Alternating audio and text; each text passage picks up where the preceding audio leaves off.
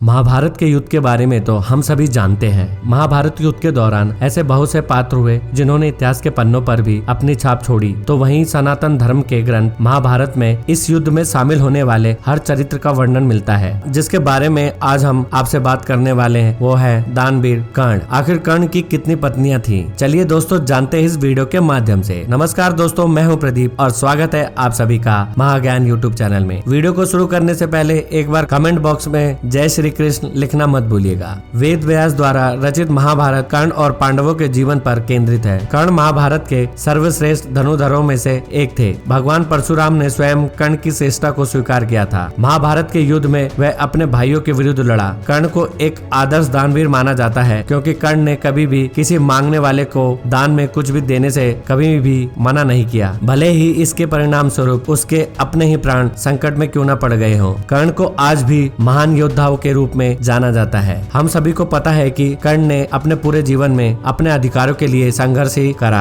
और हम यह भी जानते हैं कि कर्ण को कभी भी वह सब नहीं मिला जिसका वह वास्तविक रूप से अधिकारिक था। ऐसा कहा जाए तो हस्तिना के सिंहासन का वास्तविक अधिकारी कर्ण ही था, क्योंकि वह कुरु राज परिवार से ही था और युधिष्ठिर और दुर्योधन से ज्येष्ठ था। लेकिन उसकी वास्तविकता पहचान उसकी मृत्यु तक अज्ञात ही रही। कर्ण का जन्म कुंती को मिले एक वरदान स्वरूप हुआ था। जब वह कुंवारी थी तब एक बार दुर्वासा ऋषि उनके पिता के महल में पधारे। तब कुंती ने पूरे 1 वर्ष तक ऋषि की बहुत अच्छे से सेवा की। कुंती के स्वभाव से प्रसन्न होकर उन्होंने अपनी दिव्य दृष्टि से यह देख लिया कि पांडव से उसे संतान नहीं हो सकता, और उसे यह वरदान दिया कि वह किसी भी देवता का स्मरण करके उनसे संतान उत्पन्न कर सकती है। एक दिन उत्सुकतावश कुंवारेपन में ही कुंती ने सूर्य देव का ध्यान किया। इससे सूर्य देव प्रकट हुए और उसकी नाभि को छूकर उसके गर्भ में प्रवेश किया और अपने पुत्र को वहां मंत्रों द्वारा स्थापित किया। कालांतर में कुंती के गर्भ से एक बालक उत्पन्न हुआ, जो तेज में सूर्य के ही समान था, और वह कवच और कुंडल लेकर उत्पन्न हुआ था, जो जन्म से ही उसके शरीर से चिपके हुए थे।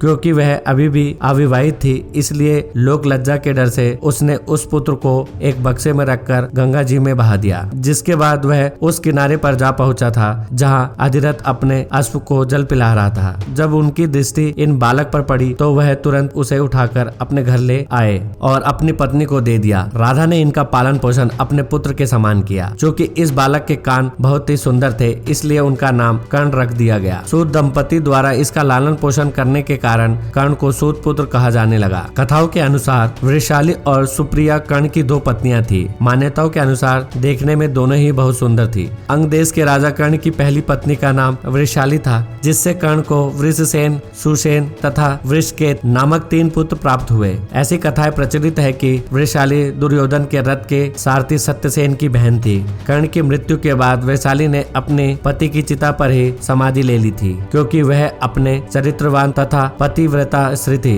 वृषाली के संदर्भ में मान्यता यह है कि उसने द्रौपदी को महल छोड़कर अपने पिता या भाई के पास जाने की सलाह भी दी थी, लेकिन द्रौपदी ने उसकी सलाह नहीं मानी। जिसके कुछ दिन बाद ही द्रौपदी का भरी सभा में कौरवों द्वारा चीरहरण किया गया था। कर्ण की दूसरी पत्नी की बात करें तो सुप्रिया दुर्योधन की पत्नी भानुमति की अच्छी सहेली थी। कर्ण को अपनी दूसरी पत्नी सुप्रिया से चित्रसेन, सुशर्मा, प्रसेन, भानुसेन नामक 3 पुत्र प्राप्त थे। मान्यताओं के अनुसार सुप्रिया को ही पद्मावती और पुत्र रूपी के नाम से भी जाना जाता है। मैं आशा करता हूँ कि इस वीडियो के माध्यम से आप सभी को बहुत कुछ जानकारी मिली होगी। दोस्तों, इस घटना को लेकर आपको क्या कहना है, मैं कमेंट करके जरूर बताइएगा। और अगर वीडियो पसंद आए तो वीडियो को लाइक, शेयर और चैनल को सब्सक्राइब करके बेल आइकन को प्रेस करना मत भूलिएगा। जल्दी मिलते हैं एक नए वीडियो के साथ, तब तक के लिए बाय, टेक केयर।